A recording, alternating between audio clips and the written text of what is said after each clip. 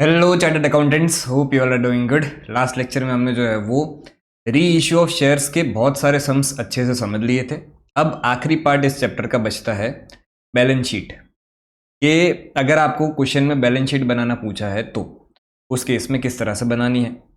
अच्छा, एक बात ये क्लियर कर दूं कि आपको फुल फ्लेजेड पूरी डिटेल बैलेंस शीट याद रखने की ज़रूरत नहीं है, क्योंकि वो आपके सिलेबस में नहीं है। ये पूरी बैलेंस शीट जो है वो आप जब सीए इंटर में आ जाओगे तब पूरा एक चैप्टर पढ़ोगे, प्रिपरेशन ऑफ फाइनेंशियल स्टेटमेंट्स। उसमें आप जो है वो पूरी डिटेल बैलेंस शीट बनाना सीखोगे। तो सर हमारे कोर्स में कितना है? तो आपके कोर्स में इतना ही है। पूरी बैलेंस शीट याद रखने की ज़रूरत नहीं है, सिर्फ इतनी चीज़ याद रख लो, बाकी चल जाएगा। तो और उसमें भी जो है वो सबसे मेन तो यही है, ये वाला पार्ट। इतना याद रख लो, बाकी सब कुछ चल जाएगा। अब देखो, बैलेंस शीट जो कंपनी की बनती है वो शेड्यूल 3 के हिसाब से बनती है, जो कंपनीज एक्ट ने स्पेसिफाई किया है। ठीक है, तो शेड्यूल 3 के हिसाब से, और देखो यहाँ पे मैंने क्या लिखा है, balance sheet of X limited as at 31 March 2000, जो भी साल है। और यहाँ पे बाजू में एक्सट्रैक्ट लिखा है। एक्सट्रैक्ट मतलब क्या? पूरी बैलेंस शीट नहीं है, बैलेंस शीट का एक टुकड़ा है, पार्ट है। ठीक है, उसी को ही हम एक्सट्रैक्ट बोलते हैं, क्योंकि हमें पूरी बैलेंस शीट सीखने की अभी ज़रूरत भी नहीं है। जितना एक्सट्रैक्ट ज़रूरी है उतना ही यहाँ पे दिया गया है। तो सबसे पहले आप जो है वो स्टार्ट करते हो इक्विटी एंड लायबिलिटीज से। उसके बाद इक्विटी एंड लायबिलिटी के अंदर सबसे पहली चीज जो आप लिखते हो वो क्या लिखते हो? Share holders fund. Share holders fund में उसके भी अंदर जो है वो आप लिखते हो share capital and reserves and surplus. अभी जो शेयर कैपिटल है उसका एक नोट्स टू अकाउंट, देखो हर एक चीज के मतलब जो बैलेंस शीट में आप ये जो सारी चीजें लिखते हो, ये इन सब के नोट्स टू अकाउंट बनते हैं। हमने जब चैप्टर स्टार्ट किया था तब हमने समझा था कि फाइनेंशियल स्टेटमेंट्स ऑफ कंपनी में क्या क्या होता है। तो PNL statement, balance sheet, notes to account, ये सारी चीज़ें होती है। तो जो मैं नोट्स टू अकाउंट बोल रहा था वो ये नोट्स टू अकाउंट है कि कोई पर्टिकुलर आइटम है शेयर कैपिटल, उसके अंदर क्या क्या डिटेलिंग है, तो उसका एक अलग से आप जो है वो नोट्स टू अकाउंट बनाते हो और वही यहाँ पे दिया गया है। ठीक है, तो सबसे पहले इक्विटी एंड लायबिलिटीज के अंदर शेयर होल्डर फंड, फिर उसके अंदर शेयर कैपिटल, उसके अंदर रिजर्व्स एंड सरप्लस। ये दो चीज़ें आपको ध्यान रखनी है। रिजर्व्स एंड सरप्लस में अगर आपको कोई भी क्वेश्चन में कैपिटल रिजर्व दिया गया है, capital reserve, securities premium, issue of shares के टाइम हमें यही जनरली ये चीज़ें देखने को मिलती है। एक तो सिक्योरिटीज प्रीमियम देखने को मिलता है और एक कैपिटल रिजर्व री इश्यू अगर अपने करते तो वो देखने को मिलता है। तो वो दो चीज़ मेन आपको जो है वो यहाँ पे इश्यू ऑफ शेयर्स के सम में ध्यान रखनी है कि वो चीज़ें रिजर्व्स एंड सरप्लस में आ सकती है। ठीक है, नॉन करंट लाइबिलिटीज में तो जो लॉन्ग टर्म लाइबिलिटीज होती है वो जनरली आती है, और करंट लाइबिलिटीज में ट्रेड पेबल्स एंड ये सारी चीज़ें आती हैं। असेट्स में स्टार्ट होता है, देखो ये फर्स्ट पार्ट था equity and liabilities, second part था असेट्स। ये असेट्स में जो है वो स्टार्ट होता है आपका सबसे पहले नॉन करंट असेट्स से। और नॉन करंट असेट के अंदर भी सबसे पहली चीज़ आपको जो ध्यान में रखनी है वो क्या रखनी है? Property plant and equipment. मतलब क्या? फिक्स्ड एसेट्स अगर कोई भी है तो वो आप यहाँ पे प्रॉपर्टी प्लांट एंड इक्विपमेंट में बताओगे। करंट एसेट्स में एक चीज़ आपको ध्यान रखनी होती है, cash and cash equivalents. Cash and bank का कुछ भी अगर है, बैंक बैलेंस है, कैश बैलेंस है, तो वो सारी चीज़ें जो है वो कहाँ पे दिखेगी? कैश एंड कैश इक्विवेलेंट्स में दिखेगी। अब मेन जो हमें समझना है ना वो ये वाला पोर्शन समझना है, शेयर कैपिटल वाला। ठीक है, तो उसके लिए यहाँ पे नोट्स टू अकाउंट मैंने दिया गया है, फिगर्स के साथ समझाया ताकि अच्छे से समझ में आए।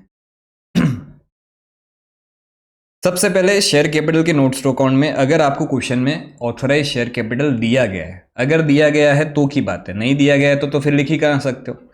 अगर क्वेश्चन में आपको ऑथराइज शेयर कैपिटल दिया गया है तो सबसे पहले आप स्टार्ट करोगे किससे? ऑथराइज शेयर कैपिटल से। ऑथराइज शेयर कैपिटल क्या था कि मैक्सिमम कंपनी अपने लाइफ टाइम में कितने शेयर्स जो है वो इश्यू कर सकती है। तो यहाँ पे इधर के लिए एक बार के लिए मैंने इमेजिनरी फिगर ले लिया है कि भी 2000 शेयर्स जो है वो कंपनी मैक्सिमम अपने लाइफ टाइम में इश्यू कर सकती है। तो 2000 इक्विटी शेयर्स ऑफ ₹100 ईच। तो ये इनर कॉलम में, देखो ये आउटर कॉलम है, इधर जो आएगा वो उधर दिखेगा बैलेंस शीट में, इधर जो आएगा वो, ये वाली चीज़ें बैलेंस शीट में नहीं दिखती। तो 2000 इक्विटी शेयर्स ऑफ ₹100 ईच, ये हो गया 2 लाख। ठीक है, अब 2000 तो ऑथराइज शेयर्स थे। अब जरूरी तो नहीं है ना कि भी जितने ऑथराइज होंगे वो सारे के सारे इशू कर ही दोगे आप। तो 2000 शेयर्स ऑथराइज थे, उसमें से मैंने सिर्फ जो इशू की है वो कितने इशू किए हैं, 1500 इक्विटी शेयर्स इशू किए हैं। तो इशूड शेयर कैपिटल में आपका आएगा 1500 इक्विटी शेयर्स ऑफ ₹100 ईच। तो 1500 शेयर्स मैंने इशू किए, तो ये भी आउटर कॉलम में अमाउंट आ गया कितना, 1,50,000। बट अभी भी ये वाला अमाउंट भी जो है वो उधर बैलेंस शीट में नहीं जाएगा। तो सर कौन सा जाएगा, धीरे धीरे आगे बढ़ो। अब मैंने तो 1500 इशू कर दिए थे, बट सब्सक्राइब भी सिर्फ जो है वो 1400 हुए, लोगों ने खरीदे ही सिर्फ 1400। तो एक्चुअल में जो मेरे शेयर सब्सक्राइब हुए हैं वो 1400 इक्विटी शेयर सब्सक्राइब हुए हैं 100 रुपये वाले, 1,40,000। ठीक है, तो 1400 इंटू 100, 1,40,000। अब सब्सक्राइब के बाद क्या आता है, called up and paid up capital. तो सबसे पहले कॉल्ड अप कैपिटल समझो। कॉल्ड अप कैपिटल मतलब क्या कि भाई आपके जितने भी शेयर सब्सक्राइब हुए उनसे एक्चुअल में आपने पैसा मंगवाया कितना है। तो यहाँ पे 1400 शेयर्स थे, उसके मैंने दो हिस्से किए, एक हिस्सा 300 शेयर्स का है, एक हिस्सा 1100 शेयर्स का है। तो 300 equity shares of ₹100 each fully called up है। फुल्ली कॉल्ड अप मतलब 100 रुपये का शेयर है, पूरा पूरा 100 रुपया मंगवा लिया है। तो ये हो गया 30,000। और 1100 शेयर्स, ये 1400 का ब्रेकअप है। ये 1400 जो है इसी का ही ब्रेकअप है ये। तो 1100 शेयर्स ऑफ ₹100 ईच, ₹60 पर शेयर कॉल्ड अप। ये 1100 शेयर्स पे मैंने जो है वो 60 रुपये ही मंगवाए हैं। ठीक है, तो बाहर कितना आ जाएगा, तो 1100 इंटू 60, यही फिगर आपका बाहर 66,000 आएगा। ठीक है, अब इतना टोटल जो है वो 30,000 प्लस 66,000, उसका टोटल आपका हो गया कितना, 96,000। तो इतना मेरा 96,000 का कॉल्ड अप कैपिटल है, इतना पैसा मैंने मंगवा के रखा है। बट क्या ज़रूरी है कि जितना जितना पैसा आपने मंगवाया है उतना पैसा आ ही गया होगा, नहीं ना।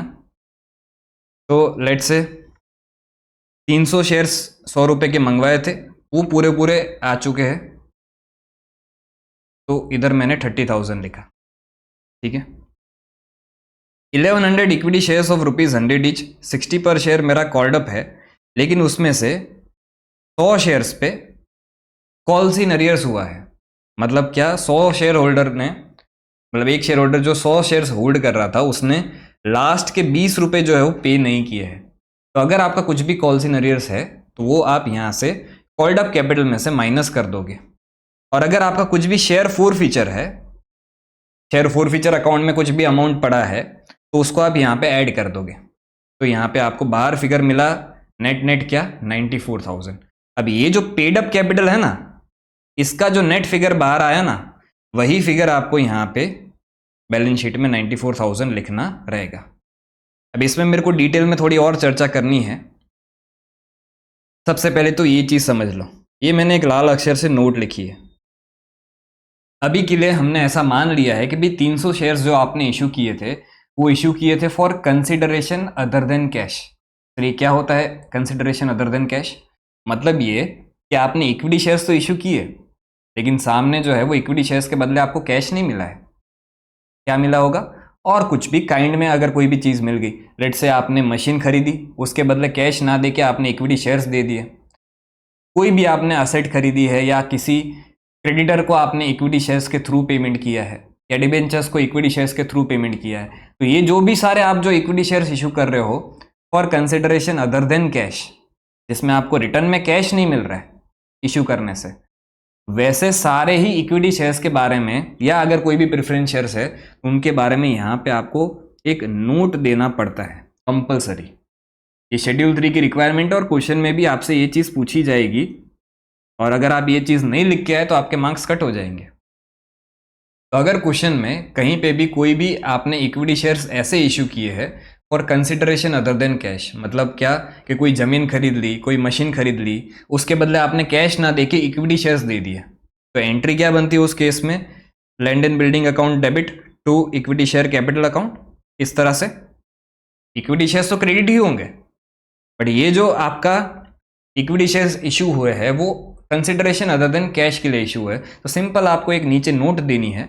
ये नोट क्या देनी है कि आउट ऑफ अबो 300 जैसे ये 300 मैंने ऐसा माना कि भी अदर देन कैश इश्यू हुए हैं, एज्यूम किया है, ये सारे इमेजिनरी फिगर्स है। तो out of about 300 shares have been issued for consideration other than cash. इस तरह से सिंपल आपको लिख देना है कि ऊपर में से जितने भी टोटल इक्विटी शेयर्स है उसमें से मैंने कितने इक्विटी शेयर्स ऐसे हैं जो इश्यू किए हैं for consideration other than cash. तो सिंपल लिख दोगे out of above 300 shares were issued for consideration other than cash. बस इतनी सी बात लिखनी है। क्लियर? ठीक है, तो एक चीज इतना समझ गए। अब दूसरी चीज ध्यान से समझना, यहां पे कुछ नोट्स लिखे हैं। Calls in arrears is deducted from called up capital only if defaulting shares are not forfeited. ये क्या लिखा सर?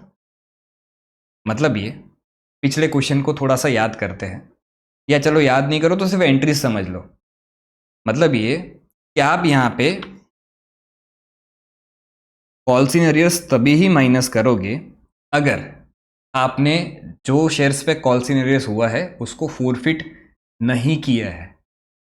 नहीं किया है, अगर आपने उसको फोरफिट नहीं किया है तभी आप यहां पे कॉल्स इन अरियर्स को जो है वो क्या करोगे, माइनस करोगे। सर ऐसा क्यों? सिंपल है, ये है कि अगर तो आपने उस शेयर्स को फोरफिट कर लिया तो देखो जब कॉल्स इन अरियर्स हुआ तब एंट्री क्या हुई कि भाई बैंक अकाउंट डेबिट किया आपने, कॉल्स इन अरियर्स अकाउंट भी डेबिट किया, 50 × 4 ये 200, ठीक है, और equity share final call account को आपने क्रेडिट कर दिया। तो एक एंट्री में आपने कॉल्स इन अरियर्स को यहाँ पे डेबिट किया, उसके बाद कहीं पे भी क्रेडिट नहीं किया, तो कॉल्स इन अरियर्स अकाउंट में इधर ये एंट्री की वजह से डेबिट बैलेंस खड़ा हो गया। अब कॉल्स इन अरियर्स का डेबिट बैलेंस होता है, बरोबर। अब अगर आपने उसको कहीं पे क्रेडिट नहीं किया तो वो डेबिट बैलेंस दिख रहा है, बट उसको हम प्रेजेंटेशन पर्पस के लिए, वैसे डेबिट बैलेंस है तो असेट साइड दिखना चाहिए, बट उसको प्रेजेंटेशन पर्पस के लिए हम असेट साइड ना बता के लायबिलिटी में से माइनस कर रहे हैं। कैपिटल जो है वो लायबिलिटी साइड दिखता है, तो यही जो कैपिटल है उसमें से हम माइनस कर रहे हैं।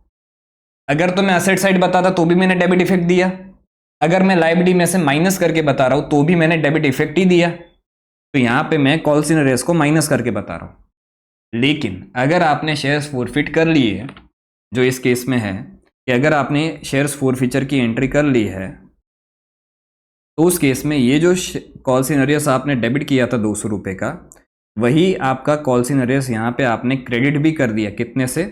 200 रुपये से। तो ultimately calls in arrears account में क्या बच गया? 0। तो अगर आप शेयर्स को फोरफिट कर लेते हो तो उस केस में कॉल्स इन अरियर्स अकाउंट जो है वो क्या हो जाता है? 0 हो जाता है। तो इसलिए मैंने यहाँ पे ये लिखा है कि भी आप कॉल्स इन अरियर्स यहाँ पे तभी ही लिख पाओगे अगर जो शेयर्स पे कॉल्स इन अरियर्स हुआ है उस शेयर्स को आपने फोरफिट नहीं किया है। अगर तो फोरफिट कर लिया तो कॉल्स इन अरियर्स 0 हो गया। इतनी बात समझे? अच्छा, अब जब फोरफिचर करोगे तो उस केस में आपने एक नया अकाउंट ओपन भी तो किया, फोरफिचर की एंट्री में एक नया अकाउंट ओपन किया। कौन सा? Share forfeiture account. अब ये अकाउंट का जो है वो आपने पहली ही एंट्री में क्या किया, इसको क्रेडिट किया, तो इसका कौन सा बैलेंस होगा? क्रेडिट बैलेंस होगा। अब यहाँ पे क्रेडिट बैलेंस है इसका, तो शेयर फोरफिचर जो है वो लायबिलिटी साइड शेयर कैपिटल में ऐड हो जाता है अगर कुछ है तो, ठीक है। अच्छा, ये शेयर फोरफिचर पिक्चर में कब आएगा? जब डिफॉल्टिंग शेयर्स जो है वो आपने फोरफिट कर लिए है और फोरफिचर अकाउंट उसमें आपने यहाँ पे कुछ क्रेडिट किया है, ठीक है। अब ध्यान से सुनना, सेकंड नोट क्या लिखा है?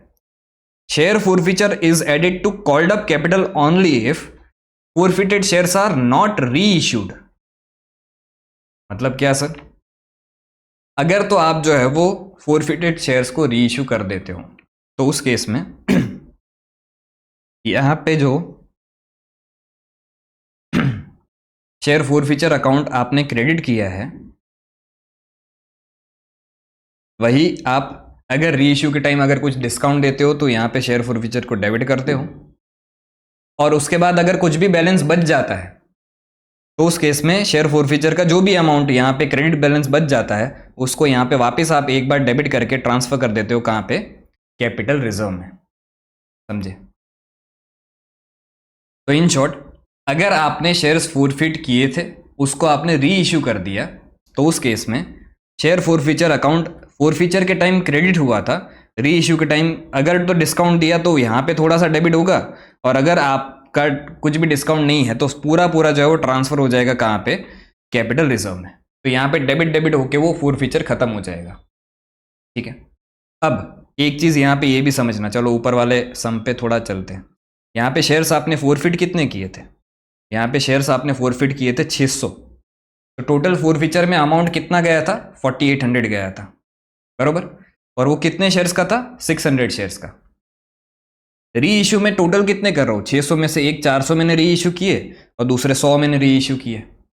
तो री इश्यू जो है मैं सिर्फ 500 शेयर्स कर रहा हूँ, 100 शेयर्स को मैं री इश्यू नहीं कर रहा हूं, तो उसका जो भी अमाउंट है वो शेयर फॉरफीचर अकाउंट में ही पड़ा रहेगा, और वो यहां पे मेरा जो है ऐड भी होगा।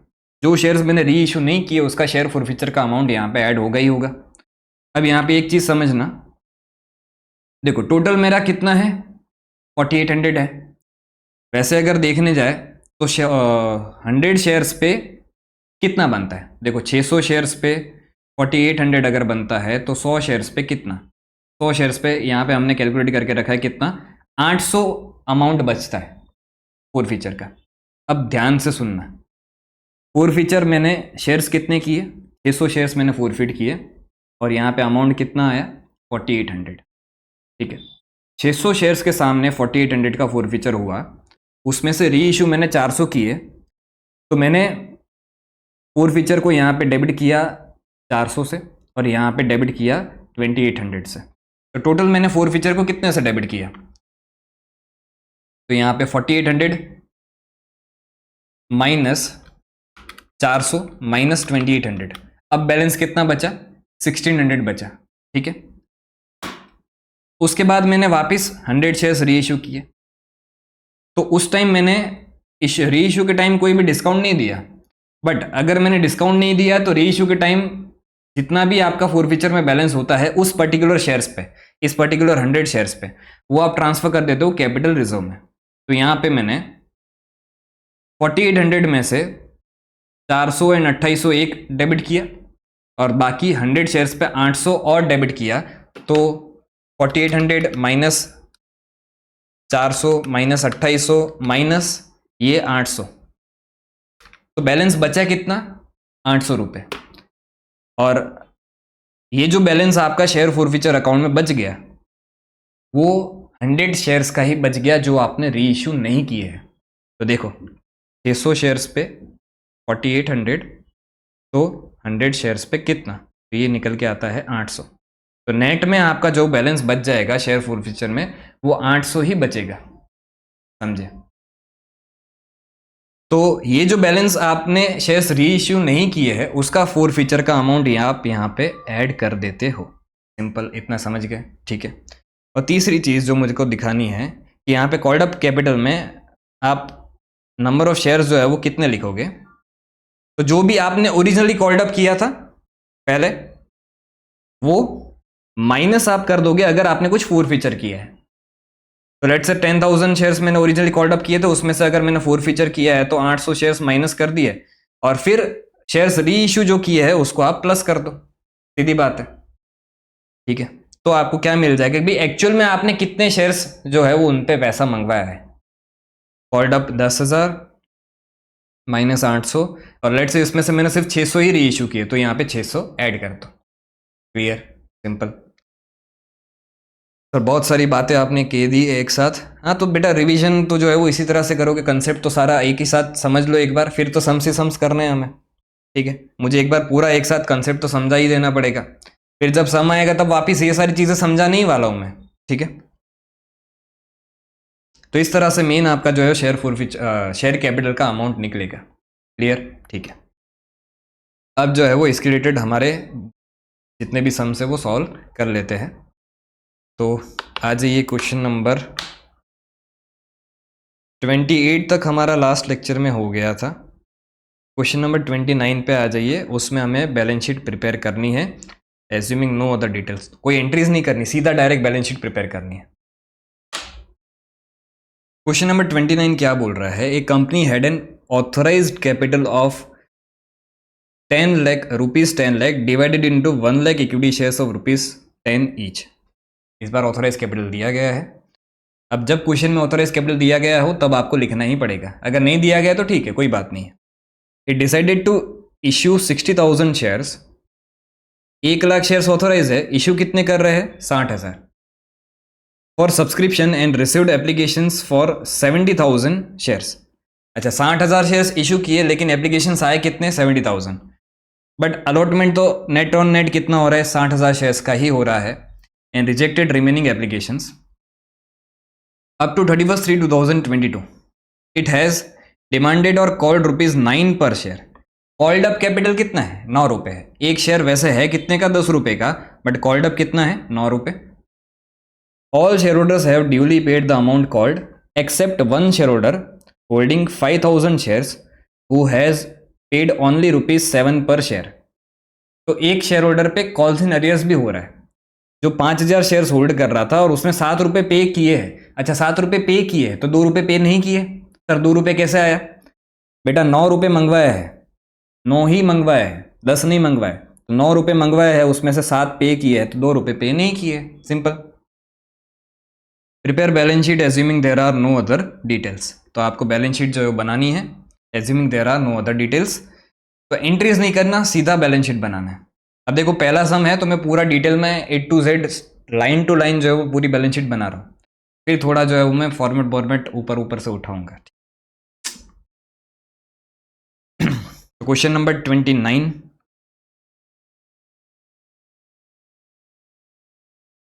तो पूरा ध्यान से बैलेंस शीट समझना, और ये फॉर्मेट आपको याद रखना पड़ेगा, कोई ऑप्शन नहीं है आपके पास।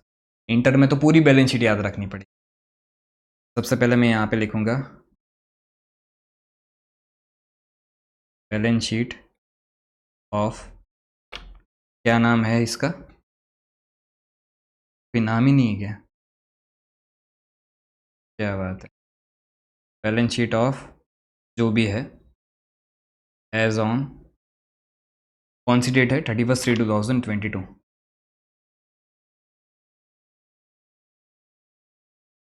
यहाँ पे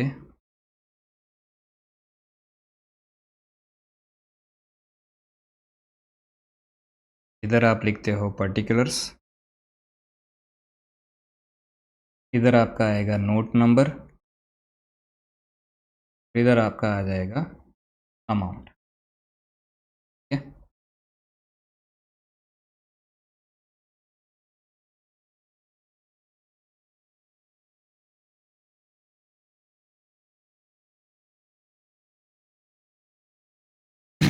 सबसे पहले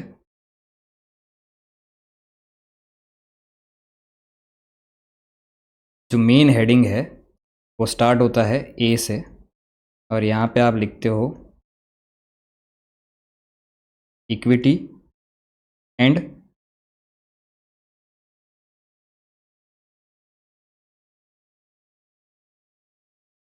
लायबिलिटीज। ठीक है। उसके अंदर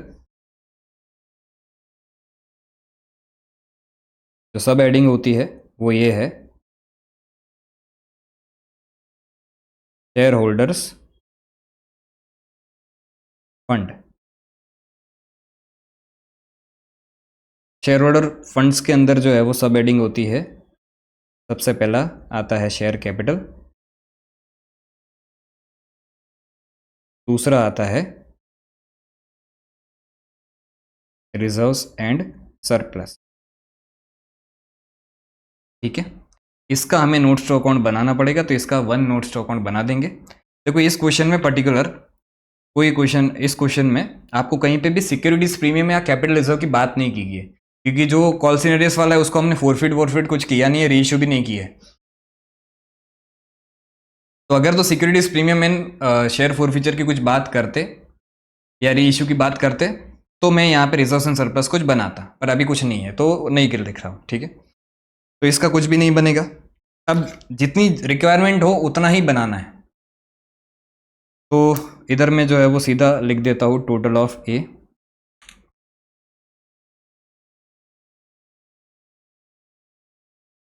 और मुझे इसमें और कुछ भी रिक्वायरमेंट नहीं है।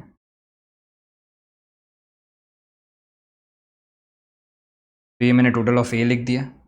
फिर यहाँ पे स्टार्ट होगा मेरा बी वाला पार्ट। बी वाला पार्ट क्या है? असेट्स। अब असेट्स में भी प्रॉपर्टी प्लांट एंड इक्विपमेंट या ऐसी कोई भी बात नहीं की गई है। अब सीधी बात है कि अगर शेयर्स इशू किए हैं तो सामने क्या मिला होगा? कैश मिला होगा। तो इधर जो आप यहाँ पे क्रेडिट कर रहे हो शेयर कैपिटल को, उसके सामने डेबिट क्या कर रहे हो? नेट ऑन नेट बैंक को। तो इधर मेरे को एक बनाना पड़ेगा। बैंक जो है वो कहाँ पे आता है? वो आता है करंट असेट्स की हेडिंग में। ठीक है, ये करंट असेट्स, उसके अंदर कैश एंड कैश इक्विवेलेंट, और इसका नोट्स टू अकाउंट बन जाएगा 2। इतना करने से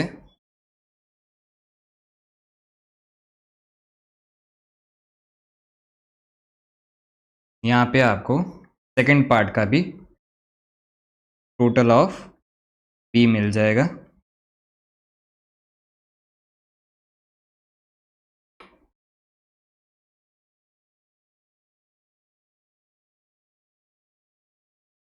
क्या हो रहा है?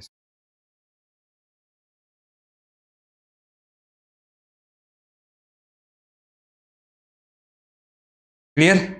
इतना समझे? ठीक है। अब मुझे जो है वो सिर्फ एक शेयर कैपिटल का नोट्स टू अकाउंट बनाना है, तो उसको यहाँ पे ही बना लेते हैं।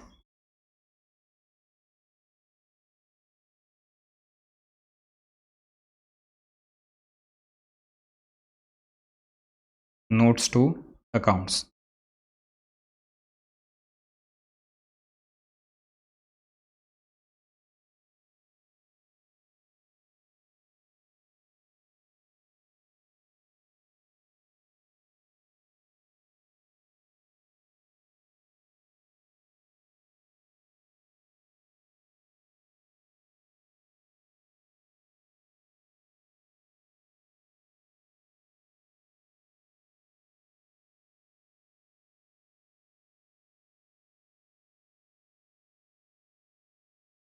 ये इनर कॉलम का अमाउंट कॉलम है, और ये आउटर कॉलम जो बैलेंस शीट में जाएगा उसका अमाउंट कॉलम है।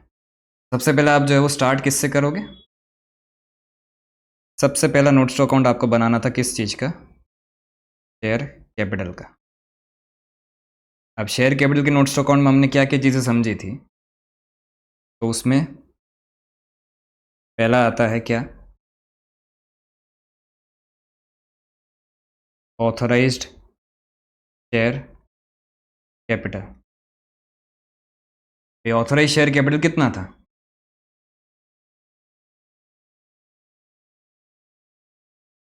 तो यहाँ पे ऑथराइज शेयर कैपिटल आपका था 1,00,000 इक्विटी शेयर्स और ₹10 ईच। तो यहाँ पे इधर आपको प्रॉपर लिखना पड़ेगा 1,00,000 इक्विटी शेयर्स ऑफ ₹10 ईच, और यहाँ पे बाहर जो अमाउंट आ जाएगा वो कितना आ जाएगा? 10,00,000। ठीक है, ऑन साइलेंट कर दो।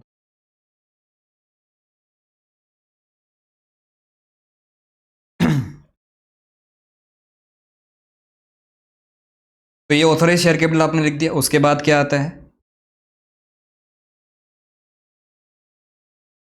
Issued share capital.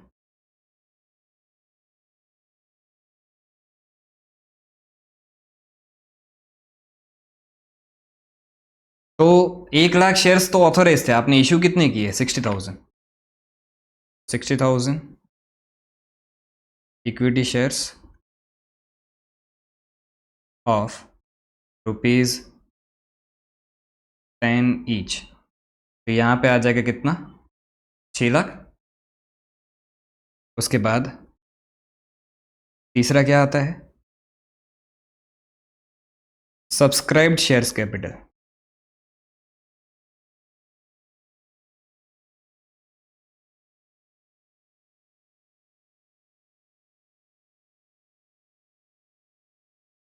तो 60,000 इशू किए थे, पूरे पूरे 60,000 सब्सक्राइब हो गए। उल्टा 70,000 सब्सक्राइब हुए थे, आपने 10,000 तो रिफंड किए। तो यहाँ पे 60,000 इक्विटी शेयर्स ऑफ ₹10 ईच। ठीक है, इधर भी आ जाएगा कितना, 6 लाख। और फाइनली इसके बाद नीचे आता है क्या, देखो ये सारी चीज़ें मेरे को मज़ा नहीं आ रही इतना सारा डिटेल में लिखने में। आपको बैलेंस शीट में मार्क्स, आपको जो 5-10 मार्क्स मिलेंगे वो इसी चीज़ की मिलेंगे। बाकी अभी एक चीज़ लिखने के थोड़ी ना आपको ये 5 मार्क्स दिख दे कि आपने जो साहब का साथ में एक ही फिगर बार लिख दिया सब मिला के, उसके 5 मार्क्स नहीं मिलेंगे, ये इस प्रेजेंटेशन के ही 5 मार्क्स मिलेंगे कि आपने प्रॉपर सारा इशूड, सब्सक्राइब, ये सब कुछ अच्छे से लिखा है कि नहीं लिखा है। और उसके बाद नीचे आएगा फाइनली आपका called up and paid up को साथ में लिख सकते हो, called up and paid up share capital.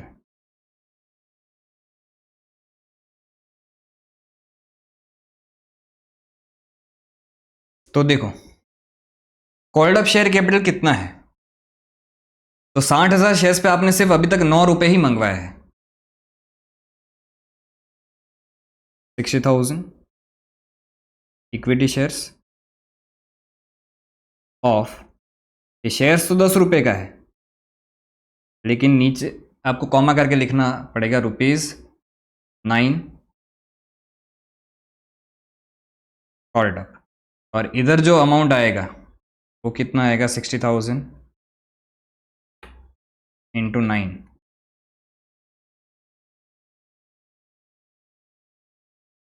60,000 into 9 कितना हो जाता है, 5,40,000। बट इस पे भी आपने 9 रुपए जो मंगवाए वो क्या पूरे पूरे आ गए क्या, नहीं पूरे पूरे नहीं आए हैं, तो मुझे यहाँ पे लेस करना पड़ेगा, माइनस कॉल्स इन अरियर्स। कितने शेयर्स पे कॉल्स इन अरियर्स हो रहा है, 5,000 शेयर्स पे, कितने रुपए का, 7 पे किए, मतलब 2 पे नहीं किए होंगे।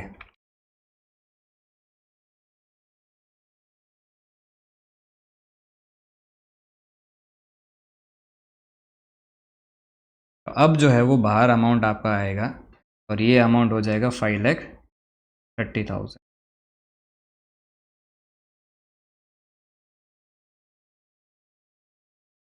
और यही फिगर आप यहाँ पे बताओगे, 5,30,000।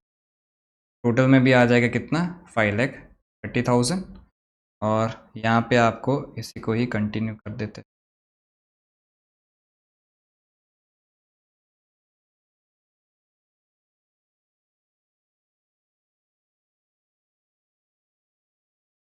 दूसरा नोट्स टू अकाउंट आपको बनाना पड़ेगा किस चीज़ का,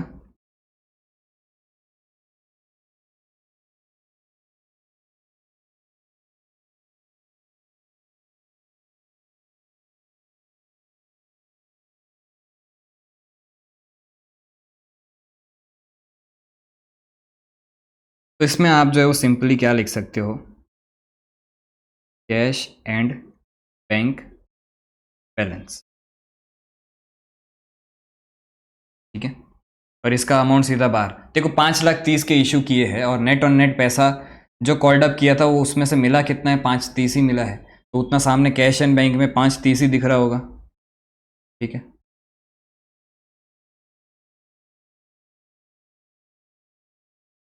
तो ये यहाँ पे सामने 5,30,000 दिख जाएगा, इधर टोटल में भी दिख जाएगा कितना, 5,30,000। क्लियर, सिंपल, बस। तो ये वाला सम आपका यहाँ पे कंप्लीट होता है। अब चलते हैं नेक्स्ट क्वेश्चन पे, क्वेश्चन नंबर 30। क्वेश्चन नंबर 30 क्या बोल रहा है, beautiful company limited issued 30,000 equity shares of ₹10 each payable as ₹3 per share on application, 5 per share including ₹2 as premium। तो 5 रुपए में 2 रुपए प्रीमियम है और 3 रुपए जो है वो फेस वैल्यू है। On allotment and ₹4 per share on call.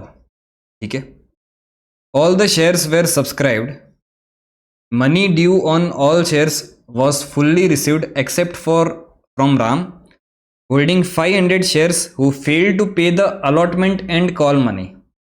तो राम ने जो है वो अलॉटमेंट एंड कॉल मनी दोनों ही पे नहीं किए हैं। And Shyam holding 1000 shares who fail to pay call money, और श्याम ने जो है वो सिर्फ कॉल मनी पे नहीं किया, अलॉटमेंट मनी पे कर दिया। All those 1500 shares were forfeited. Of this shares forfeited 1250 shares including whole of Ram shares. ये जो 1250 है were subsequently reissued. 1500 forfeit किए थे, उसमें से 1250 जो है वो री इशू कर रहे हो, और ये 1250 में राम के पूरे पूरे कहाँ गया, राम के पूरे पूरे होल ऑफ राम शेयर्स, मतलब पूरे पूरे 500 शेयर्स जो है वो राम के आपने री इशू कर दिए। ये सारी बातें क्यों जानना जरूरी है, क्योंकि फोर फीचर का अमाउंट, कैपिटल रिजर्व का अमाउंट उसी के बेसिस पे कैलकुलेट होगा। अच्छा सा में बहुत ही ध्यान से समझना। फिर सब्सिक्वेंटली री इशूड टू जाडू जो भी बोलो, as fully paid up at discount of ₹2 per share. ₹2 के डिस्काउंट पे आपने री इशू किए। पास necessary entries in the journal of the company to record the forfeiture and reissue. Also prepare the balance sheet of the company. Balance sheet भी बनानी है आपको, ठीक है। पहले तो forfeiture and reissue की entry कर देते हैं।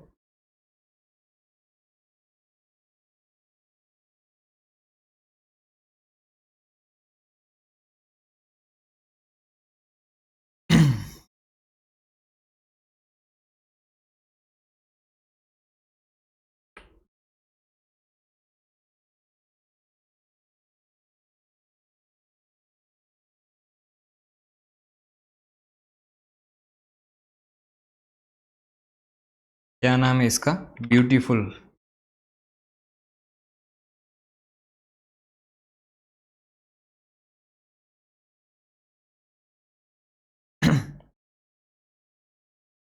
सबसे पहले फोर फीचर करेंगे। टोटल कितने शेयर्स फोरफिट कर रहे हैं, 1500 शेयर्स फोरफिट कर रहे हैं। इक्विटी शेयर कैपिटल अकाउंट जो है वो आप डेबिट कर दोगे, और कितने से डेबिट करोगे, तो 1500 शेयर्स पे पूरे पूरे आपने 10 रुपये मंगवा लिए है, तो ये हो जाएगा 15,000 से। अच्छा, शेयर्स जो है आपके इशू हुए हैं प्रीमियम पे, पर क्या सारा सारा प्रीमियम का पैसा मिल गया है क्या आपको? नहीं। राम जो है वो 500 शेयर्स होल्ड कर रहा था, और उन्होंने अलॉटमेंट एंड कॉल मनी दोनों ही पे नहीं किया है। तो अलॉटमेंट पे तो आपका प्रीमियम का भी अमाउंट है ना, तो 500 शेयर्स पे आपका सिक्योरिटीज प्रीमियम का पैसा आया ही नहीं है। तो जो सिक्योरिटीज प्रीमियम हमें नहीं मिला होता उसको हम यहाँ पे डेबिट करते हैं। 1000 शेयर्स पे सिर्फ कॉल मनी नहीं आया है, तो ये पैसा, मतलब जो 1000 शेयर्स है उस पर सिक्योरिटीज प्रीमियम का तो पैसा आ गया है, क्योंकि कॉल मनी पे तो कोई प्रीमियम नहीं था ना, ठीक है। तो यहाँ पे मैं सिक्योरिटीज प्रीमियम अकाउंट को भी डेबिट करूंगा।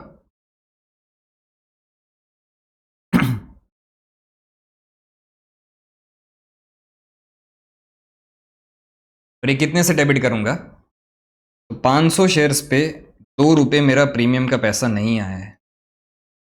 ये हो जाएगा कितना, 1000।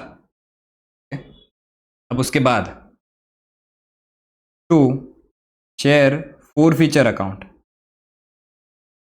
अब फोर फीचर में हमेशा ध्यान रखना, सिर्फ और सिर्फ वही अमाउंट जाता है जो कैपिटल का आपको मिल गया है और आपने जब्त कर लिया है। तो पहले 500 शेयर्स की बात करते हैं। 500 शेयर्स पे कैपिटल का कितना पैसा मिला होगा, तो 3 पर शेयर ऑन एप्लीकेशन, सिर्फ ₹3 ही मिले ना। एप्लीकेशन का ही पैसा दिया, अलॉटमेंट एंड कॉल का तो पैसा दिया नहीं। तो यहाँ पे 500 इंटू 3 प्लस जो 1000 है उस पे हमें कितने पैसे मिल चुके हैं, तो ₹3 एप्लीकेशन के मिले, और यहाँ पे फेस वैल्यू ही कंसिडर करोगे। ₹5 टोटल अलॉटमेंट पे मिले हैं, लेकिन ₹2 तो उसमें प्रीमियम है, तो ये प्रीमियम को हमने यहाँ पे डेबिट तो किया नहीं है। 1000 शेयर्स पे तो आपने प्रीमियम कोई भी डेबिट नहीं किया है ना, तो उस 1000 शेयर्स पे प्रीमियम यहाँ पे आप क्रेडिट भी नहीं कर सकते, और फोर फीचर में कभी भी प्रीमियम का पैसा नहीं लिखते हो। तो 1000 शेयर्स पे आपको 3 + 3 अलॉटमेंट पे 5 रुपये टोटल, उसमें से 2 रुपये निकाल दो तो कितना हो गया 3। 1000 शेयर्स पे आपको टोटल जो है वो 6 रुपये मिल चुके हैं। तो ये आ जाएगा आपका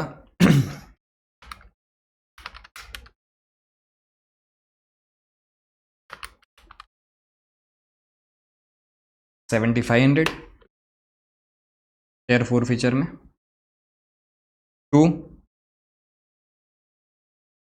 कॉल्स इन अरियर्स अकाउंट। तो सबसे पहले 500 शेयर्स की बात करें तो 500 शेयर्स पे 500 शेयर्स पे आपने टोटल डेबिट कितना किया यहाँ पे, जितना डेबिट करोगे उतना ही क्रेडिट कर दोगे। 500 शेयर्स पे एक तो ये 10 रुपये डेबिट किया आपने और 2 रुपये ये डेबिट किया, टोटल 12 रुपये डेबिट किया। उसमें से क्रेडिट यहाँ पे कितने किए हैं 3 रुपये जो मिल चुके थे, कितने नहीं मिले हैं 12 में से 3 गया तो कितना बच गया 9। तो 9 कैसा है तो 5 रुपये इसके और 4 रुपये इसके, तो टोटल आपको 9 रुपये 500 शेयर्स पे नहीं मिले हैं। प्लस 1000 शेयर्स पे कितने नहीं मिले, 1000 शेयर्स पे सिर्फ 4 रुपये नहीं मिले।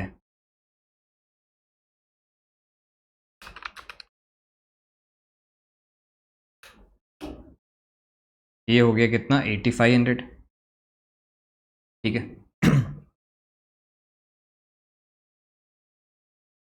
अब सेकंड री इश्यू आप कर रहे हो 1250 शेयर्स और कितने पे, eight discount of ₹2 per share. तो यहाँ पे bank account debit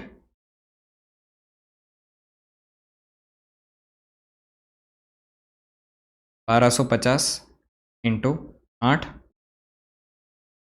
share forfeiture account debit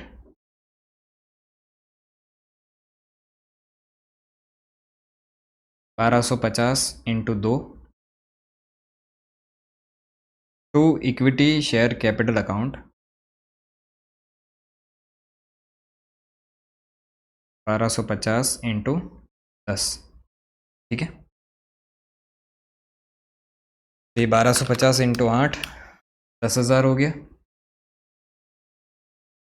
1250 into 2 2500, ये 12,500।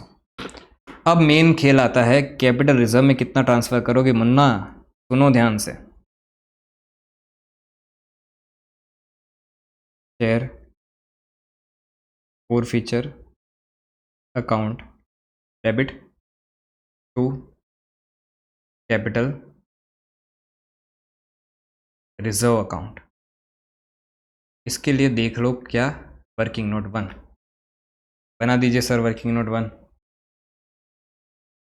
बना देते हैं। सबसे पहले amount of share four feature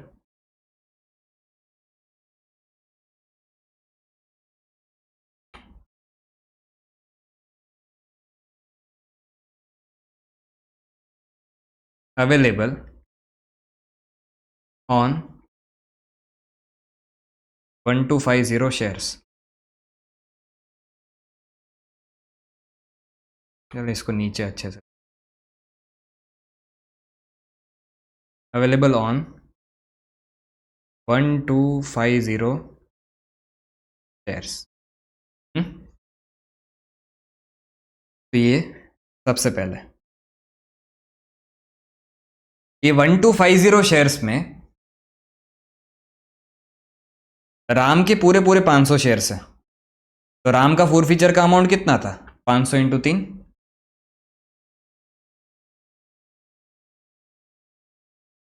Ram का कितना था, देखो इंडिविजुअल है ना शेयर्स पे, आपको फोर फीचर का अमाउंट कितना है वो देखना पड़ेगा।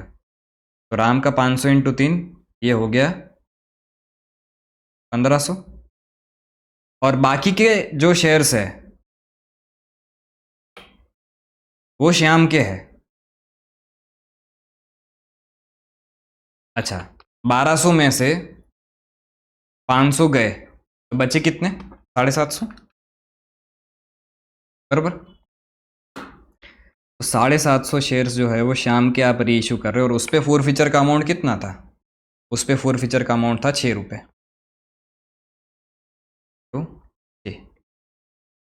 तो ये 750 इंटू 6 4500। टोटल बाहर कितना अवेलेबल था हमारे पास अमाउंट? 6000 अवेलेबल था।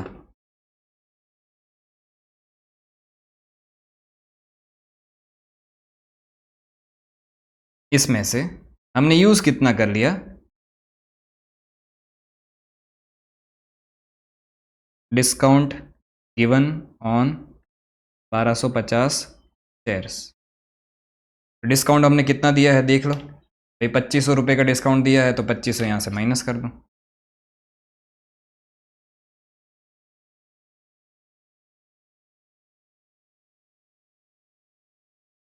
ये आपको मिल जाएगा amount to be transfer to capital reserve.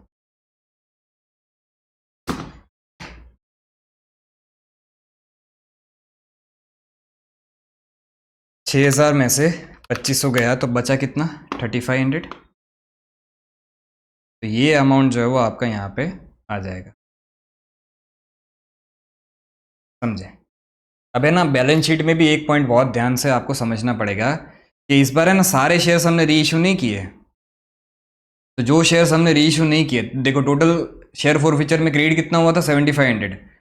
Debit कितना हुआ? 3500 प्लस 2500, मतलब टोटल 6000 ही डेबिट हुआ है ये। तो अभी भी इसमें शेयर फॉरफीचर में 1500 का बैलेंस पड़ा है जो आप शेयर कैपिटल के नोट्स अकाउंट में ऐड करोगे, ठीक है? बैलेंस शीट का फॉर्मेट तो मैं ऊपर से उठाऊंगा, इतना तो करना पड़ेगा मुझे क्योंकि थोड़ा सा तो आपका टाइम बचाना है। एक पूरा मैंने अच्छे से बना ही लिया ताकि आप समझ जाओ। अब यहाँ पे उठाएंगे।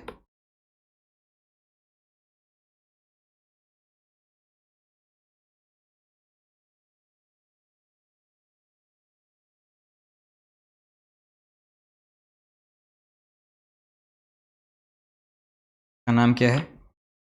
ब्यूटीफुल। आएगा नहीं।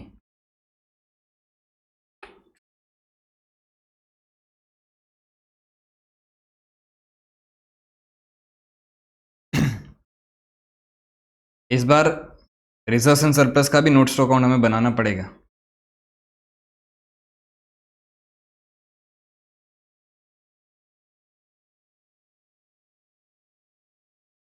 कैश एंड कैश इक्विवेलेंट का तो बनाना ही है, ठीक है? तो ऊपर से नोट्स टू अकाउंट को भी उठाएंगे ही।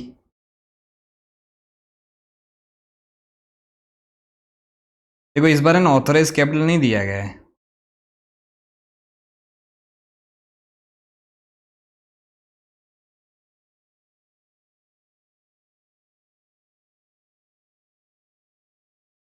चलो ना, उतना तो नीचे बनाते हैं।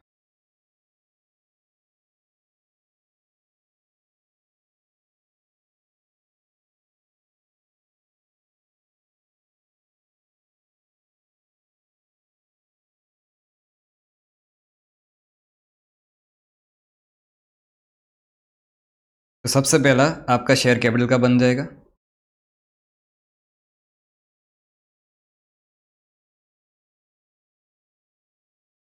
ऑथोराइज नहीं दिया गया तो सीधा इशूड से स्टार्ट करूंगा।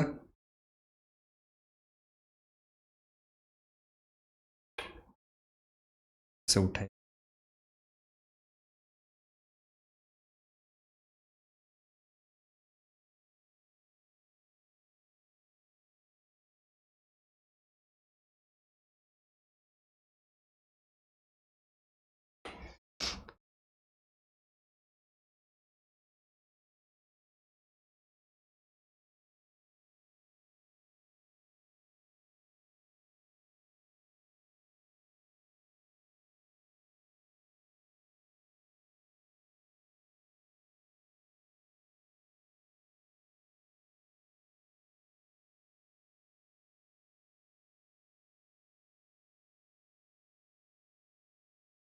कितने शेयर्स आपने इशू किए हैं? तो आपने जो है वो इशू किए हैं 30,000 इक्विटी शेयर्स और ₹10 ईच, यहाँ पे 30,000 30,000, ठीक है। बाहर कितना आ जाएगा? 3 लाख।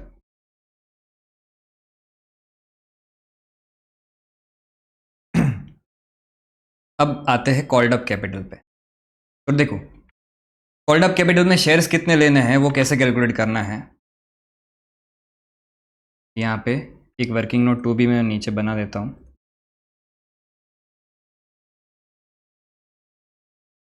इसी के नीचे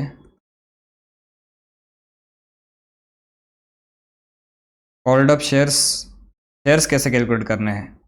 तो ओरिजिनली जो आपने इशू किए थे,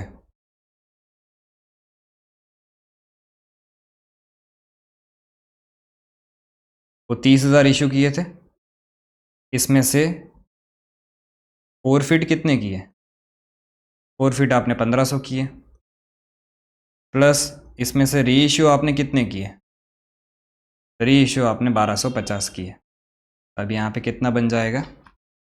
30,000 माइनस 1500 प्लस 1250, ये हो जाएगा 29,750।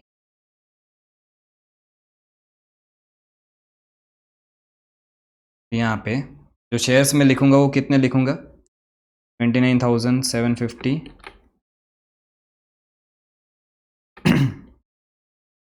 Equity shares of ₹10 each, fully called up and paid up.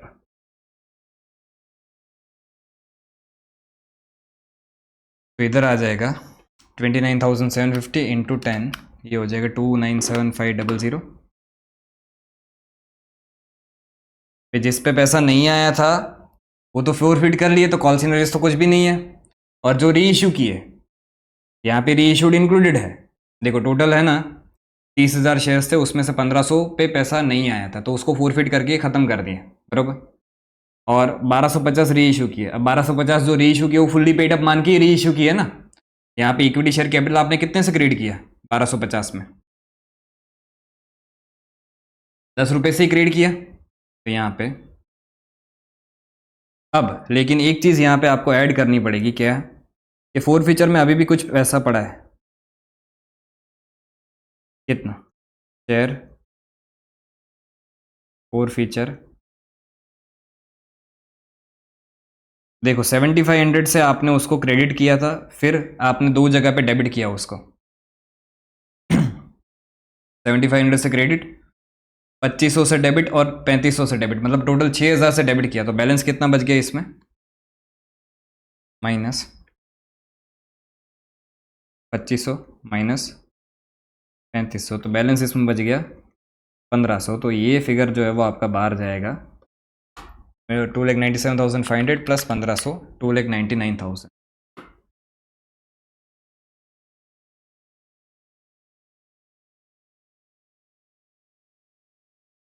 यही फिगर आपका बैलेंस शीट में भी जाएगा, 2,99,000। अब बारी आती है रिजर्व्स एंड सरप्लस की। सेकंड नोट्स टू अकाउंट आपका बनेगा किस चीज़ का? Reserves and surplus.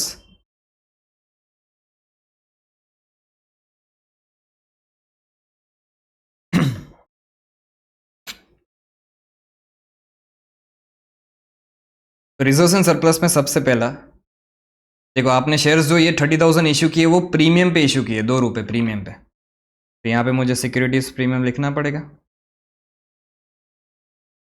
लेकिन सिक्योरिटीज प्रीमियम जो है वो यहाँ पे कितना लिखूंगा? तो टोटल 30,000 शेयर्स पे मैंने ₹2 प्रीमियम मंगवाया है, लेकिन 500 शेयर्स पे मेरा सिक्योरिटीज प्रीमियम नहीं आया है। तभी तो आपने यहाँ पे सिक्योरिटीज प्रीमियम को उतना डेबिट कर दिया। क्रेडिट जब किया होगा ओरिजिनली तब कितने से किया होगा?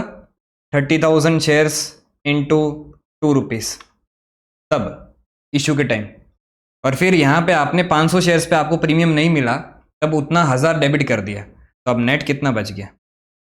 देखो यहाँ पे माइनस करूँगा मैं कि 500 शेयर्स पे आपका 2 रुपये जो है वो नहीं मिला है, तो ये हो जाएगा 30,000 इंटू 2 माइनस सर इधर कितना आ जाएगा 59,000। ठीक है, और कैपिटल रिजर्व में आपने कितना ट्रांसफ़र किया तो वो तो ऊपर एंट्री से ही आपको पता चल जाएगा। तो कैपिटल रिजर्व में आपने यहाँ पे ट्रांसफ़र किया है, एक ही बार कैपिटल रिजर्व क्रेडिट हुआ है कितने से 3500 से, तो यही यहाँ पे दिखेगा 3500। टोटल आपका रिजर्व्स एंड सरप्लस कितना हो जाएगा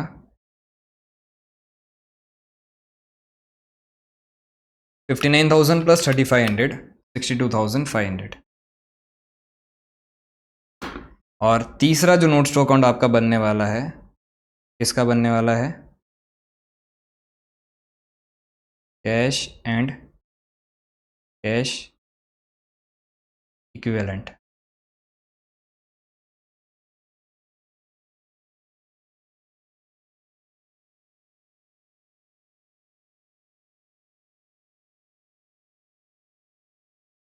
तो इसमें सिंपल आप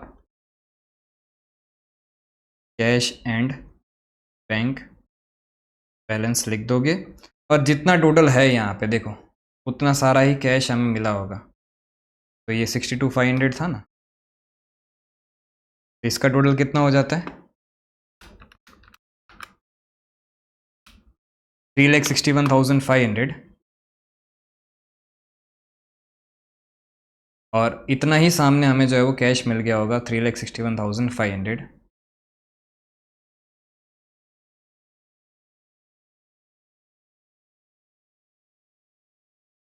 तो इधर भी टोटल हो जाएगा 3,61,500। क्लियर, सिंपल, एकदम सिंपल सर। ठीक है सर, तो आ जाओ नेक्स्ट क्वेश्चन पे। नेक्स्ट क्वेश्चन है आपका क्वेश्चन नंबर 31।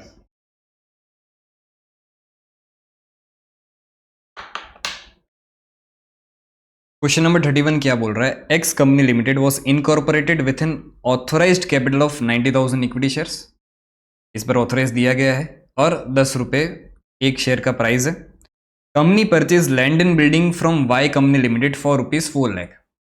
इस बार कंपनी जमीन खरीद रही है 4 लाख रुपए की, payable in fully paid up shares of the company. याद है एक केस मैंने समझाया था, क्या समझाया था सर,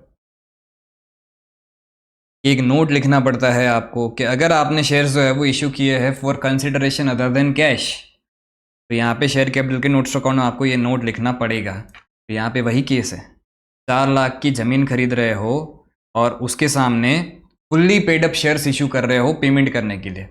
अच्छा, 4 लाख की ज़मीन के लिए कितने शेयर्स इशू करने पड़ेंगे, 40,000 शेयर्स इंटू 10, कितने शेयर्स इशू करने पड़ेंगे।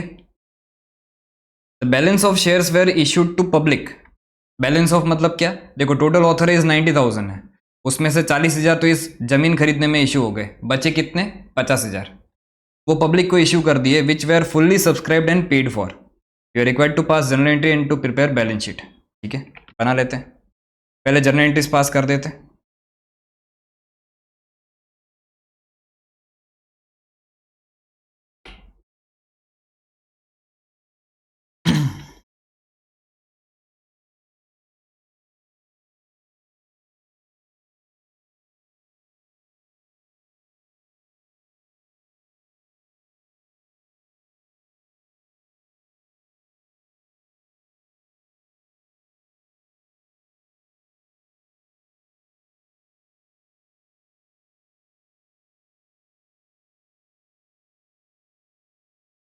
सबसे पहली एंट्री आपकी जो होगी, जमीन खरीद रहे हो किससे, वाई कंपनी लिमिटेड से। असेट खरीदते हो तो असेट को तो डेबिट करोगे, तो यहाँ पे लैंड एंड बिल्डिंग अकाउंट आप जो है वो डेबिट कर दोगे।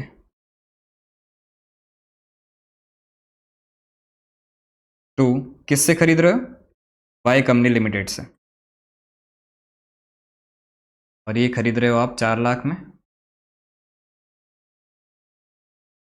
ठीक है, दूसरी एंट्री, इनको पेमेंट जो है वो कैसे कर रहे हो, तो वाई कंपनी लिमिटेड अकाउंट आप जो है वो डेबिट करोगे इसको पे करने के लिए, पर कैश नहीं दे रहे हो, क्या दे रहे हो? Equity share capital.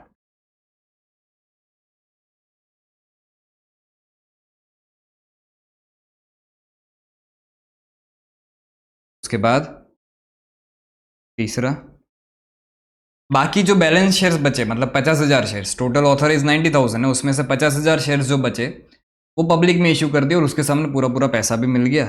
तो यहाँ पे bank account debit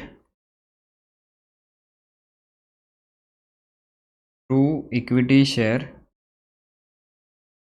application and allotment account. 50,000 into एक शेयर 10 रुपये का है, 10, ये हो गया 5 लाख। ठीक है, उसके बाद equity share application and allotment account debit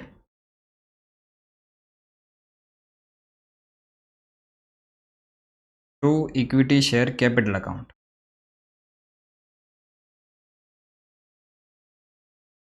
ये हो जाएगा 5 लाख। क्लियर? तो एंट्रीज तो हो गई, अब बनानी है बैलेंस शीट।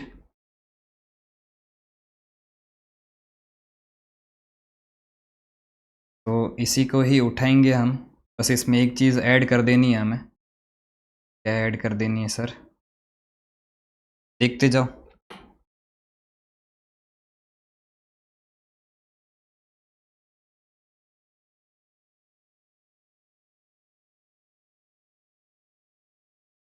देखो रिजर्व्स एंड सरप्लस में तो कुछ नहीं जाएगा।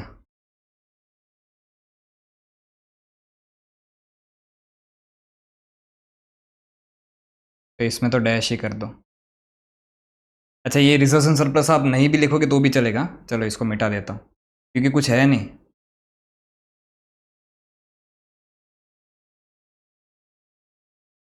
लेकिन यहाँ पे जो है वो एक चीज़ यहाँ पे ऐड करनी पड़ेगी आपको,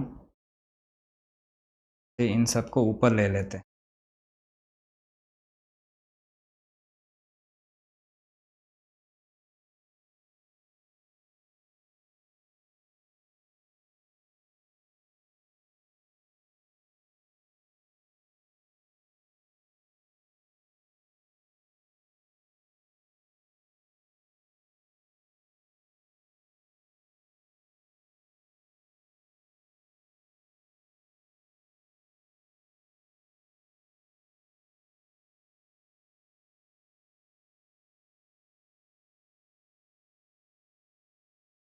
क्या ऐड करना पड़ेगा सर? ये सेकंड हो जाएगा, और इधर आपको पहला पॉइंट ऐड करना पड़ेगा, non current assets.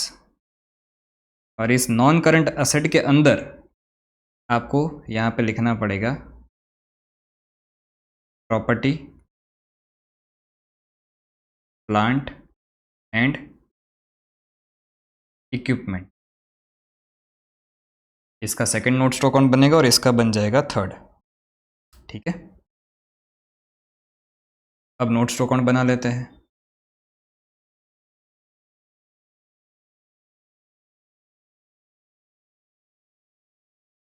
Note stock account में यहाँ से ही उठाऊंगा।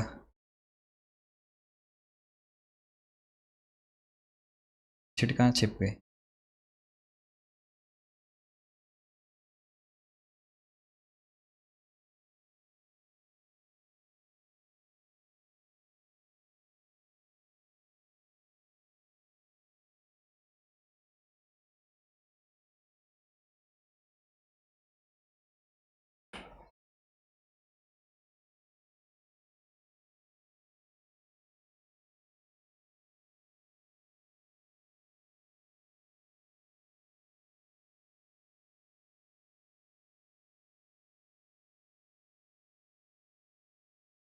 अब देखते जाओ।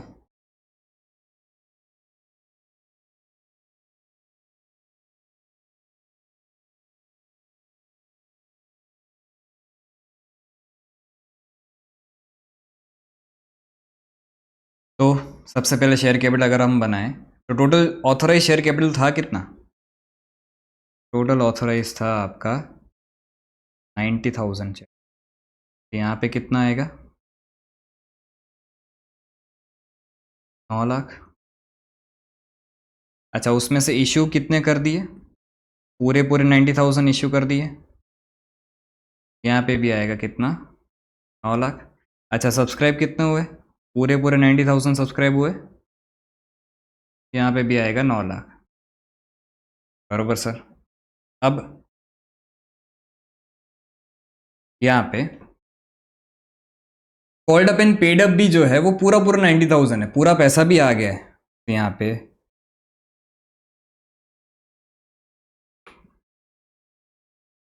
90,000 इक्विटी शेयर्स ऑफ ₹10 ईच। और यहाँ पे लिखना पड़ेगा आपको क्या?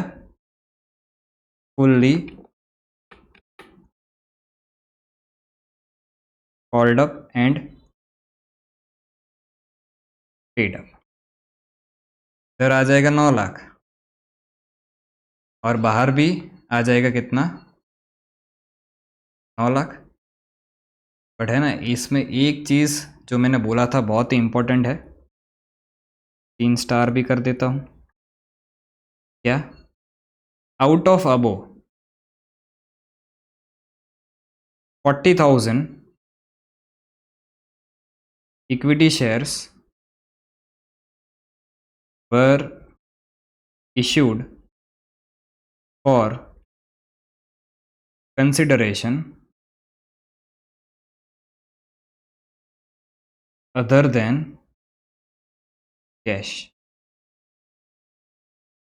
ये नोट बहुत इंपॉर्टेंट है और आपको लिखनी ही पड़ेगी। तो है ना, मैं यहाँ पे ले लेता हूँ।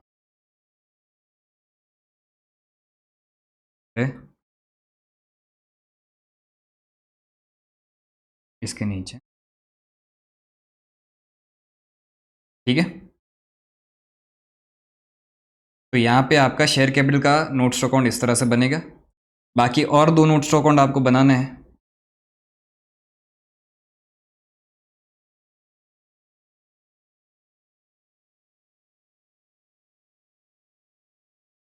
सबसे पहला प्रॉपर्टी प्लांट एंड इक्विपमेंट का बनाना है।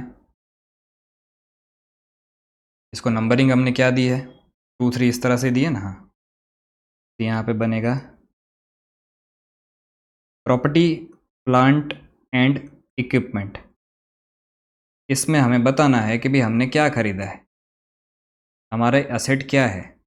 हमारी एसेट एक ही है। क्या? ये क्या था? Land and building.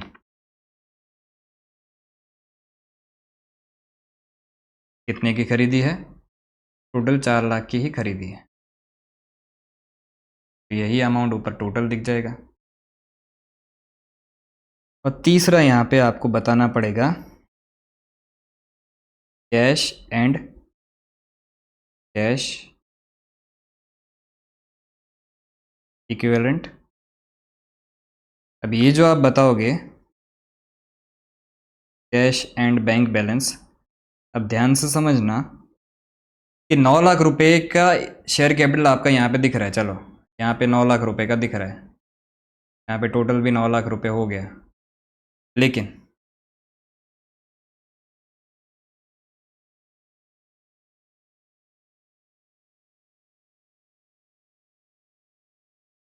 X company limited, date हमें कोई दी नहीं गई है। Company limited.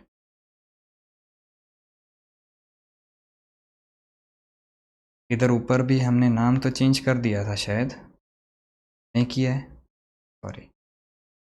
के ऊपर नाम ब्यूटीफुल ही था, अब नाम तो ब्यूटीफुल ही था ना। और वो कौन से डेट को था? डेट हमें इधर भी नहीं दी गई है, तो यहाँ पे सिर्फ ऐसे ही खाली रख दो।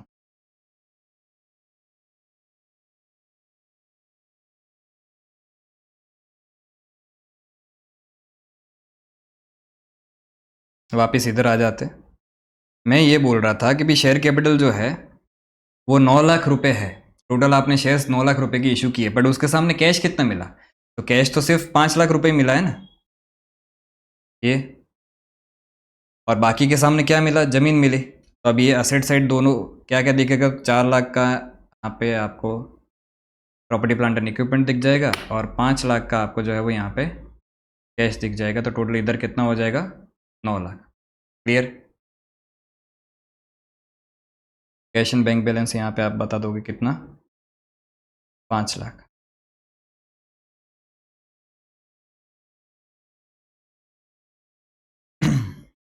ठीक है।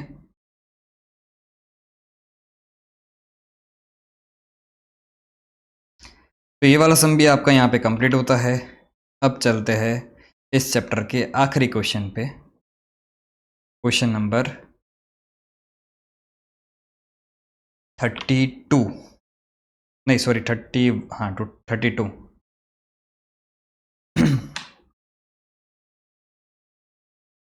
क्वेश्चन नंबर 32 अगर आप देखोगे तो वो एग्जैक्ट सेम सम है। एग्जैक्ट किसके जैसा? क्वेश्चन नंबर 30 जैसा एग्जैक्ट सेम है। बस कुछ जो ये 1500 शेयर्स है वो उधर जाके डबल हो जा रहा है, तो कुछ अमाउंट्स जो है वो, कुछ नंबर ऑफ शेयर्स यहाँ पे डबल हो रहे हैं। यहाँ पे इधर 1500 शेयर्स है, तो यहाँ पे उन्होंने जो है वो टोटल 3000 शेयर्स फोरफिट किए हैं। अच्छा, यहाँ पे कितने री इशू कर रहे हैं? तो 1200 शेयर्स री इशू कर रहे हैं। यहाँ पे कितने?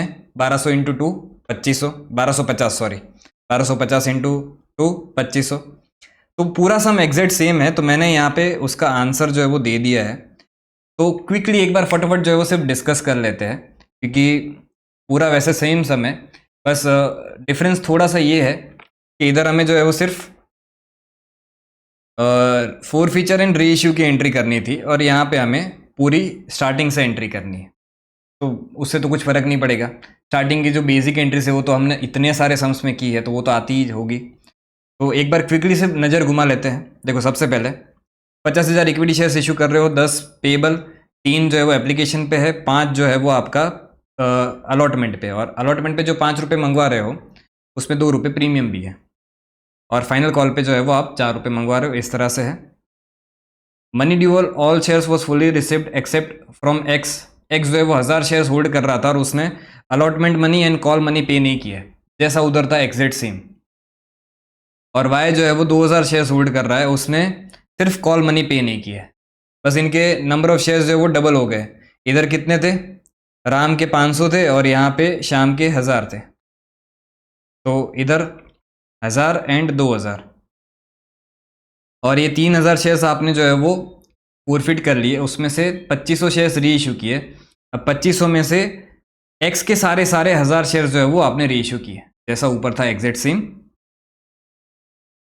और री इशू जो है आपने किए है 2 रुपये डिस्काउंट पे किया है। ठीक है, तो सबसे पहले एप्लीकेशन का पैसा आएगा, तो 50,000 शेयर इंटू 3, तो 1.5 लाख रुपए आया एप्लीकेशन का। फिर equity share application to equity share capital account, ये तो सिंपल एंट्री। अलॉटमेंट का पैसा मंगवाओगे, एक शेयर पे कितना पैसा मंगवा रहे हो? 5 रुपये। टोटल शेयर्स कितने हैं? 50,000। तो 50,000 शेयर्स पे 5 रुपये आपने मंगवाए, पर उसमें से 2 रुपये तो किस चीज़ के हैं? प्रीमियम के। तो 1.5 लाख गया कैपिटल में, 50,000 इंटू 3, और 50,000 इंटू 2 गया सिक्योरिटीज प्रीमियम में। लेकिन पूरे पे पैसा नहीं आ रहा है, 1000 शेयर्स पे अलॉटमेंट का पैसा नहीं आ रहा है, तो वो 1000 इंटू 5, 5000 आपका कॉल सीनरियस में चला गया, और बैंक अकाउंट यहाँ पे डेबिट हो गया कितने से? 2,45,000 से। और ये तो टेम्पररी अकाउंट आपका क्रिएट हो जाएगा 250 से। फिर कॉल का पैसा मंगवा रहे हो, तो 50,000 इंटू 4, कॉल का पैसा पूरा पूरा मंगवाओगे तो पूरा पूरा ही, बट पूरा नहीं मिल रहा है। अब इस बार टोटल 3000 शेयर्स पे पैसा नहीं मिल रहा है। 1000 जो पहले थे उस पर भी नहीं मिल रहा है, 2000 और जो है वो वाई जो होल्ड कर रहा है उस पर भी पैसा नहीं मिल रहा है। टोटल 3000 इंटू 4 आपका जो है वो कॉल सिनेरियस हो जाएगा, और बाकी का पैसा मिल जाएगा। ठीक है सर। अब 3000 शेयर्स को फोरफिट कर रहा है, फोर फीचर में ध्यान रखोगे खास। 3000 इंटू 10 कैपिटल का आपने यहाँ पे डेबिट कर दिया। प्रीमियम जो है वो सिर्फ 1000 शेयर्स पे नहीं मिला है, तो 1000 इंटू 2 2000। तो ये कॉल सिनेरियस जो है वो, अब देखो ये जो अमाउंट आपको लिखना है वो ऊपर से ही सीधा लिख सकते हो आप। यहाँ पे डेबिट कॉल सिनेरियस कितना हुआ था? 5000, और यहाँ पे कितना हुआ? 12000। तो सीधा यहाँ पे लिख दो कॉल सिनेरियस। 5,000 प्लस 12,000, ठीक है। तो ये 17,000 आपने ये लिख दिया। और ये चीज़ आप बैलेंसिंग फिगर भी निकाल सकते हो। वैसे कैलकुलेट कैसे करना है वो मैंने ऊपर वाले सम में समझा दिया, उसमें थोड़ा टाइम लगेगा, वापस टाइम वेस्ट करने का कोई मतलब नहीं है। तो ये आप बैलेंसिंग फिगर भी निकाल सकते हो सीधा ये कॉल सिनेरियोस लिख के। और बाकी अगर आपको समझना है तो ऊपर वाला सम देख लेना वापस। फिर री इशू कर रहे हो, री इशू 2 रुपये डिस्काउंट पे कर रहे हो। 2 रुपये डिस्काउंट पे री इशू करने से कितने शेयर्स री इशू कर रहे हो? 2500 शेयर्स री इशू कर रहे हो। तो 2500 इंटू पैसा कितना मिलेगा? 8। तो 2500 इंटू 8 आपका हो जाएगा 20,000। और जो पैसा नहीं मिल रहा है 2500 इंटू 2, 5,000 वो शेयर फोर फीचर में चला जाएगा। अभी 7,000 अमाउंट कैसा है कैपिटल रिजर्व का? तो समझना, एक्स का फोर फीचर का अमाउंट कितना है? एक्स से सिर्फ एप्लीकेशन के 3 रुपये मिले थे, तो फोर फीचर का अमाउंट 3 है। वाई का फोर फीचर का अमाउंट कितना है? 6 रुपये। और फोर फीचर में हमेशा क्या जाता है? फोर फीचर में हमेशा, अब तो ये बोल बोल के थक गया इतने सारे लेक्चर में, हमेशा कैपिटल का अमाउंट जाता है। तो एक्स वाई ने जो है वो 3 रुपये फेस वैल्यू के एप्लीकेशन पे किए, और अलॉटमेंट पे 3 रुपये, 2 रुपये तो प्रीमियम है, 5 में से 2 गया तो 3 रुपये, 3 रुपये कैपिटल का पे किए। तो टोटल उसने कैपिटल के कितने पे किए? 6 रुपये। अब लॉस जो है वो री इशू पे कितना हो रहा है? 2 रुपये पे। तो सरप्लस कितना बच गया? 1 रुपये के हिसाब से इसका। 3 रुपये इसके फोर फीचर में थे, 2 रुपये इसके लॉस चले गए, 1 रुपया ये। 6 रुपये इसके कैपिटल के थे, 2 रुपये लॉस चला गया, 4 रुपया बच गया। तो टोटल आपको जो है वो कैपिटलिज्म में कितना जाने देना है जो आपका सरप्लस बच गया? तो 1,000 पे 1 रुपया बच गया, और 1500 पे 4 रुपया बच गया। अभी 1,000 इन 1500 कहाँ से आया सर? तो 2500 टोटल री इशू कर रहे हो, उसमें से 1000 पूरे पूरे शेयर्स किसके हैं? एक्स के हैं। तो एक्स के 1000 शेयर्स इंटू 1, 1000। वाई के 1500 शेयर्स थे, 2500 में से 1000 गया तो बचा कितना? 1500। तो वाई के 1500 शेयर्स, उसका सरप्लस कितना बचा था? 4 रुपये। तो उसका 1500 इंटू 4, 6000। तो ये अमाउंट आ गया आपका 7000 कैपिटल रिजर्व में, ठीक है। और अगर आपको ये वाली चीज़ समझ में नहीं आई है ना, तो ऊपर जो हमने सम में किया वही एग्जैक्ट सेम है। तो ऊपर वाला सम देख लेना, उसमें भी हमने यही चीज़ अच्छे से डिटेल में वर्किंग नोट बना के डिस्कस की थी यहाँ पे। ये रहा इस तरह से, ठीक है। तो वो पूरा देख लेना। अभी क्या देखो, रिपीट सम पूरा डिटेल में करवा के फिर आपका टाइम वेस्ट नहीं करना है मेरे को। सर दिया क्यों? तो फिर अरे ये अच्छा सम है तो एक आध प्रैक्टिस सम, एक आध सम की प्रैक्टिस आप खुद करोगे तो अच्छा रहेगा, इसलिए दिया है। तो ये कैपिटल रिजर्व आपका 7,000 आ गया। और फिर हमें जो है बैलेंस शीट बनानी है, और बैलेंस शीट ऊपर जैसे ही है, उसमें कुछ नया नहीं है। तो बैलेंस शीट में आप यहाँ पे आप होमवर्क में देख लेना, बैलेंस शीट पूरी एग्जैक्ट सेम है, कुछ अलग नहीं है, ठीक है। ओके, तो अब ये वाला इश्यू ऑफ शेयर्स का भी चैप्टर आपका यहाँ पे कंप्लीट होता है। बहुत सारे सम्स हमने किए, 32 सम्स किए, हर एक वैरायटी के सम किए, सब कुछ हमने किया। इतना कर लो बहुत है, बहुत, मोर देन इनफ है, ठीक है। तो आज के लेक्चर को मैं यहाँ पे रखता हूँ। अब नेक्स्ट हमारा जो है वो इश्यू ऑफ डिबेंचर्स स्टार्ट होगा। अगर आपको कोई भी डाउट है तो आप कमेंट सेक्शन में पूछ लेना। ये नोट्स की लिंक आपको जो है वो डिस्क्रिप्शन में मिल जाएगी, टेलीग्राम चैनल पे भी मिल जाएगी, वहाँ से आप चेकआउट कर सकते हो। आज के लिए इतना ही, थैंक यू।